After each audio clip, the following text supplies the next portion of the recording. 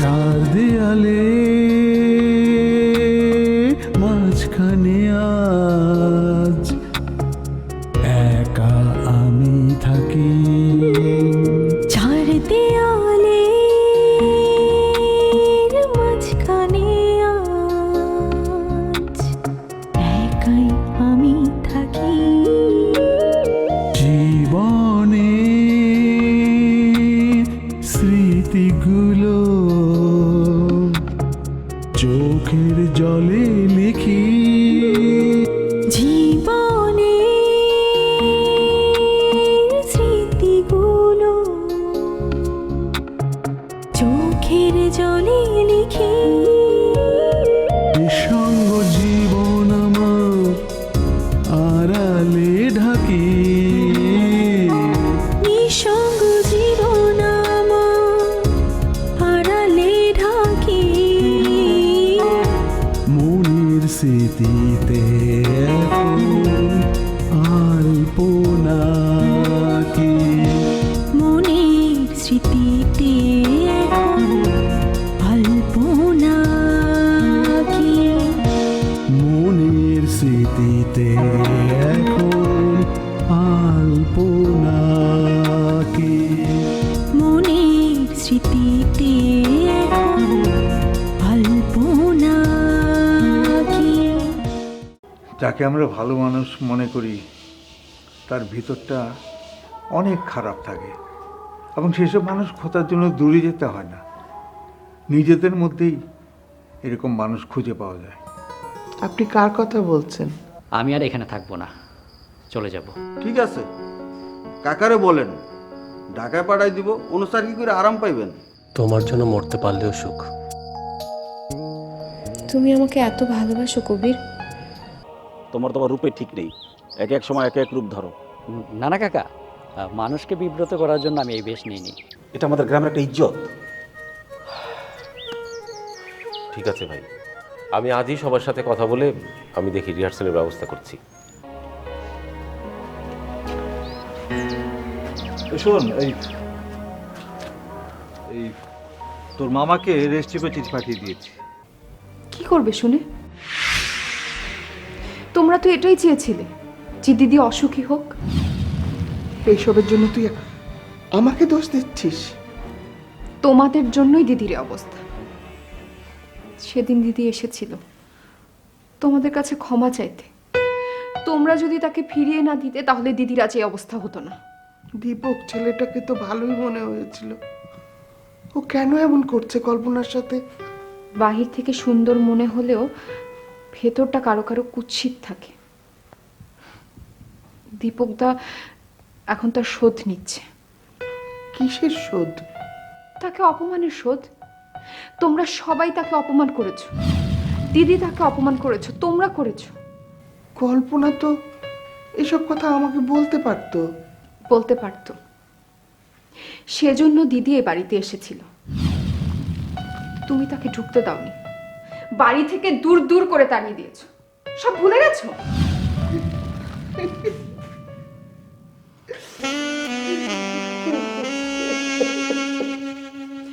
এখন কেঁদে কি লাভ? এ সব কিছু তোমাদের অহংকারের ফল। জাত বাঁচাতে গিয়ে দিদির সাথে যা করেছে সবকিছুর প্রতিদান এগুলো। তোমাদের কি? তোমরা তো ভালো আছো, তোমার দিদিটা ভালো নেই।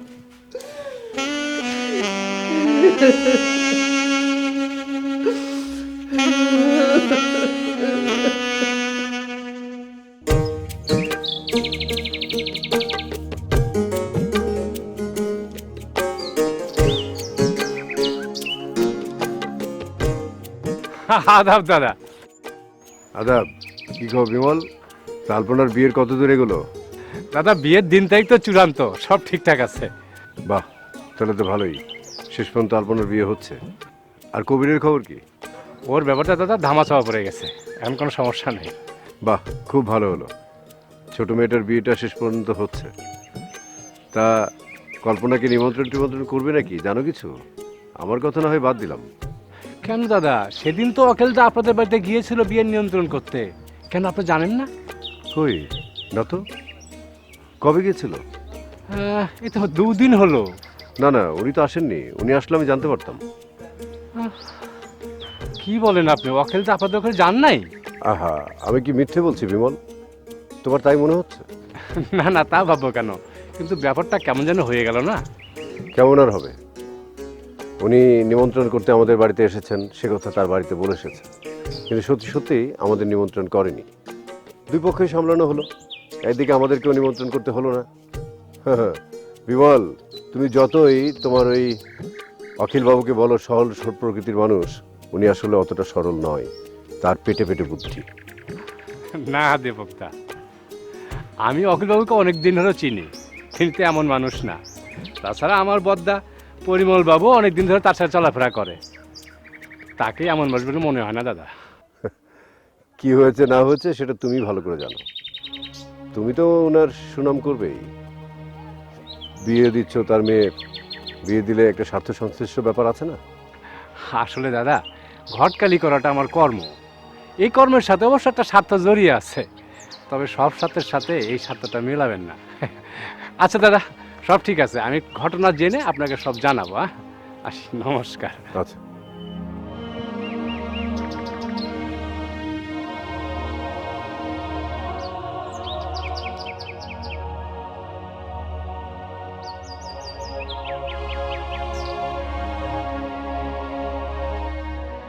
কল্পনা,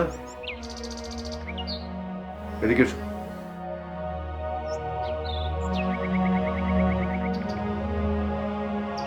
শুনলাম তোমার বাবা নাকি এসেছিল? এসেছিল। বলো কি, এসেছিল? কিন্তু আমাকে তো কিছু জানাওনি। আমার কাছে লুকিয়েছো কেন? আমি কিছু লুকাইনি, বাবা এসেছিলেন, ওখান থেকে চলে গেছে। কি, উঠান থেকে চলে গেছে? এসব তুমি কার কাছ থেকে শুনছো? আলপনা বলেছে। ও, তা তোমার সঙ্গে দেখা না করে আমাদের উঠোন থেকে চলে গেল কেন? কারণ বাবা যখন এসেছিল তখন তুমি আমাকে মারছিলে, উনি বাইরে থেকে সব শুনেছে এবং ওখান থেকে চলে গেছে। বাবা হয়ে মেয়ের কষ্ট আর সহ্য করতে পারিনি, তাই না? কোনো বাবাই সেটা পারে না। তুমি যখন বাবা হবে তখন তুমি বুঝবে। কি বললে? আমি বাবা হব? গত 10 বছরে একটা সন্তানও আমাকে দিতে পারলে না, আবার বলছো বাবা হব। সেই অপরাধ আমার, সেটা কি তুমি নিশ্চিত? আজকাল দেখছি মুখে মুখে খুব তর্ক করা শিখেছ। বাপের বাড়ি থেকে কোনো ইশারা পেয়েছো নাকি যে সুযোগ বুঝে চলে যাবে, এরকম কিছু? সেরকম কিছু হলে তো তুমি বেশি খুশি হতে, কারণ তুমি তো আমাকে চাও না। এটা অবশ্য ঠিক। আমি কি চাই তুমি সেটা খুব ভালো করেই জানো। জানি, কিন্তু চিন্তা করো না, সময় হলেই তুমি তোমার টাকাটা পেয়ে যাবে। বাহ, ভালো।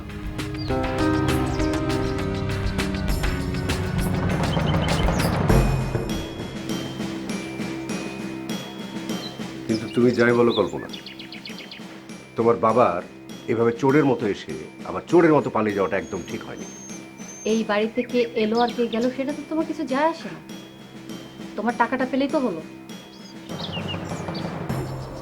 সময় মতো টাকাটা পেলেই হবে।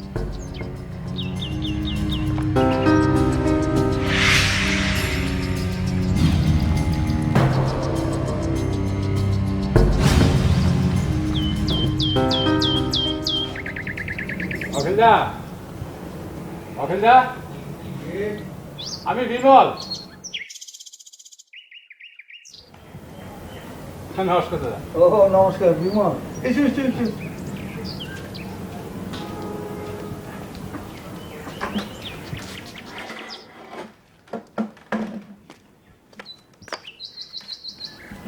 এসো, বসো বসো। তোমাকে দেখলে ভয়ও করে আবার ভালোও লাগে। আবার কোন খবর নিয়ে এলে সেটা তো আর বুঝতে পারি না। বড় ঝামেলা না হলে আমি খারাপ খবর নিয়ে আসি না দাদা, তবে আজ সেরকম একটা খবর নিয়ে এসেছি। আবার কি খবর? না, সেদিন বাজারের রাস্তায় দেবুবাবুর সাথে দেখা হয়েছিল। কথায় কথায় বললাম অখিলদা আপনাদের বাড়িতে নিয়ন্ত্রণ করতে গেছে, শুনে তো উনি আকাশ থেকে বললেন। বললেন কই আসেননি তো। দাদা আমিও তো অবাক হলাম, আসলে কি সেদিন আপনি নিয়ন্ত্রণ করতে যাননি?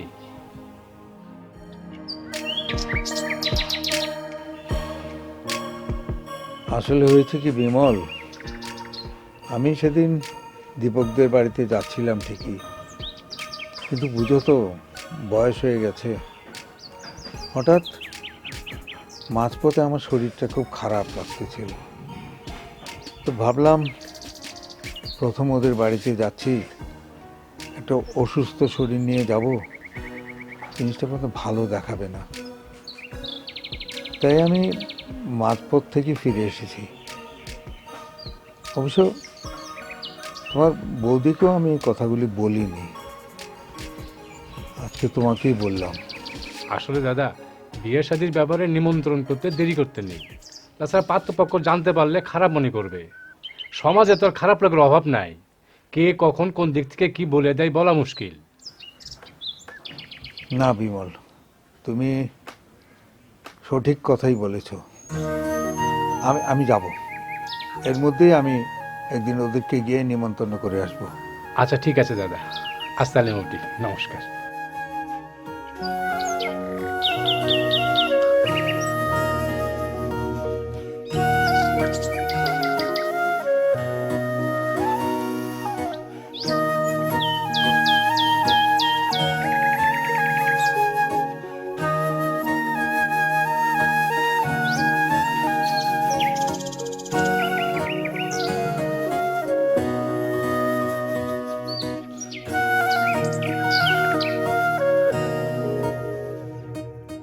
আপনি আমার সাথে এত বড় মিথ্যে কথা বলতে পারলেন?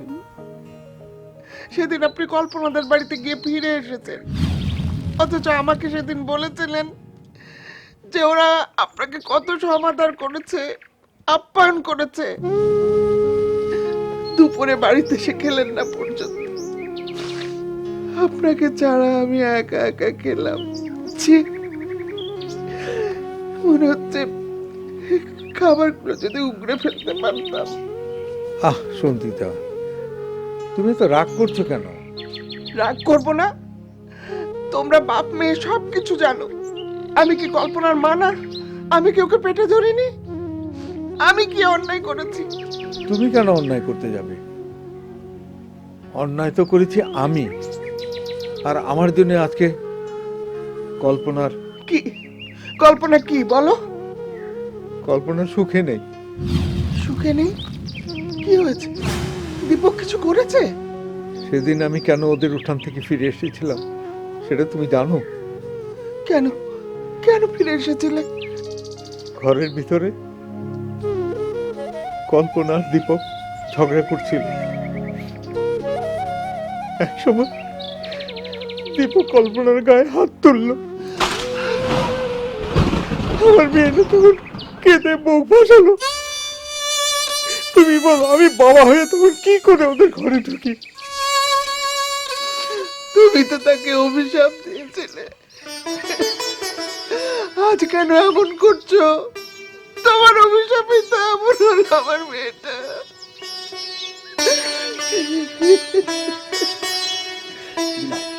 সব সব আমার দোষ, কল্পনার মা, সব আমার দোষ। এখন আমার কিছু করার নেই। কে বললো কিছু করার নেই? তুমি ওদের ফিরিয়ে আনো এক্ষুনি। না কল্পনার মা, মুখের কথা একবার বের হয়ে গেলে আর ফিরিয়ে আনা যায় না। আমি সেটা পারবো না। তুমি চিরকালই একগুয়ে।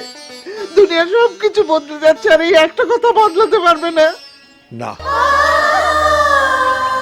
অখিল ব্যানার্জি একবার যা বলে সেই কথার কোনোদিন নড়চড় হয় না। ভারী আমার অখিল ব্যানার্জি, অহংকারে মাটি থেকে এবারে পা পড়ে না। নিকুচি করেছে আমি এই সংসারে।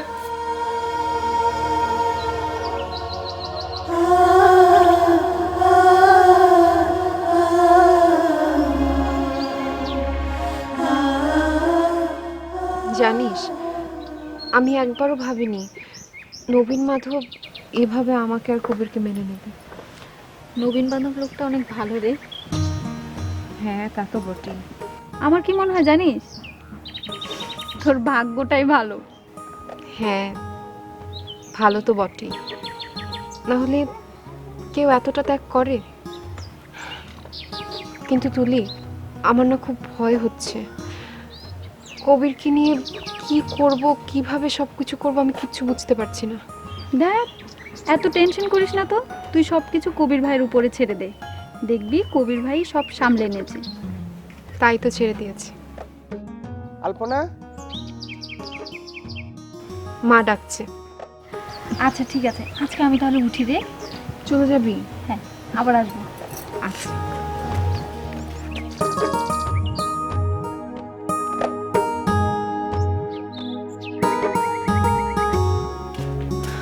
কি হয়েছে মা? কি আর হবে? আমি তোদের কে যে আমাকে তোরা সব কথা বলবি? তোমাকে তো সবকিছু বললামই। জিজ্ঞেস করলে বলেছিস, তোর বাবাই তো আমাকে মিথ্যে কথা বলেছিল। আচ্ছা, আমি কি তোদের পরে কি করে এত বড় কথাটা তোরা গোপন করে রাখলি? শুনে তোমরা কি করবে? পারবে দিদিকে ফিরিয়ে আনতে? পারবে না। আর তোমরা তো বলেই দিয়েছো তোমাদের মেয়ে একটাই, দিদি মারা গেছে। তাহলে এখন কেন এত কষ্ট পাচ্ছ? তোরা সবাই নির্দয়ের মতো আমার সাথে এমন করছিস কেন? এই সংসারে আমার মতামতের কোনো মূল্য ছিল কোনোদিন? সারা জীবন কলুর বলদের মতো খেটে গেলাম। তোর বাবা কোনোদিন আমার কথার কোনো মূল্য দিয়েছে? তাহলে এখন কেন আমাকে দোষ দিচ্ছিস? যতই চেষ্টা করো মা, নিজেকে নির্দোষ প্রমাণ করতে পারবে না। কারণ বাবার সিদ্ধান্তে নীরবতাই তোমার সম্মতির লক্ষণ ছিল। এসব অনেক আগের কথা। এরপর আমি যতবার তোর বাবাকে বলেছি কল্পনাকে ফিরিয়ে আনতে, ততবারই আমার উপর ক্ষেপে গিয়েছে। আমি কি করতে পারি বল? পারতে। তুমি গোপনে দিদির সাথে যোগাযোগ রাখতে পারতে, দিদির সঙ্গে দেখা করতে পারতে, দিদির খোঁজ খবর নিতে পারতে, কিন্তু তুমি সেটা করোনি। বাবার সিদ্ধান্তের সাথে অটুট ছিলে। এখন দিদির জন্য চোখের জল ফেলছো কেন? অথচ তখন হলে তো জল ফেলতে হতো না। তুই বলতে চাচ্ছিস আমি একজন ব্যর্থ মা? তাহলে তো আমার এই বাড়িতে থাকা উচিত না, আমার তো চলে যাওয়া উচিত। চলে গেলেই সবকিছুর সমাধান হয়ে যায় মা? হয় না। তুমি বাবার সঙ্গে কথা বলো, তাকে বোঝানোর চেষ্টা করো। বাবাকে বলো আবার দিদিদের বাড়িতে যেতে, তাদেরকে ডেকে পাঠাতে, তারপর না হয় যা কিছু দেখা যাবে। তোর বাবার মতো গুয়ার মানুষ আমি জীবনেও দেখিনি। ভাঙবেও না, মচকাবেও না।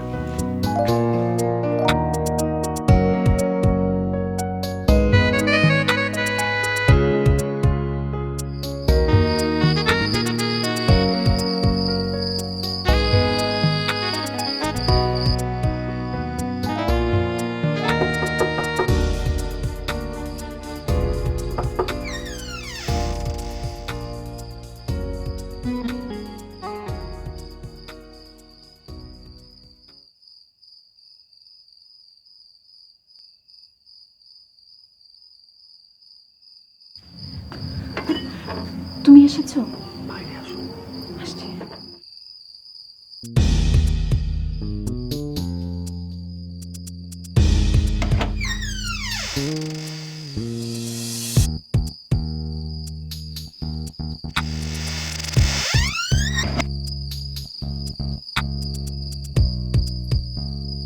তুমি এত দেরি করলে আসতে?